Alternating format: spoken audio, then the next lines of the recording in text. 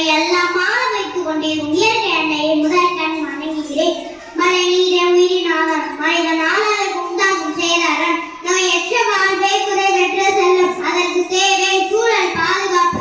சுவர் இருந்தால்தான் சுற்றுப்புற தூய்மை இருந்தால்தான் நம் வாழ்வு பத்திரம். பிளாஸ்டிக் பைகளை தவிர்ப்போம், துணிப்பையை தூக்க தயங்கும். முடிந்தால் நடந்து செல்வோம், இல்லை அல்ல மிதிவண்டியில் செல்வோம். நம் குப்பை நம் பொறுப்பு உணர்வோம். குப்பையை தவிர்ப்போம், மரங்கள் நட்டு வளர்ப்போம். மழை நீரை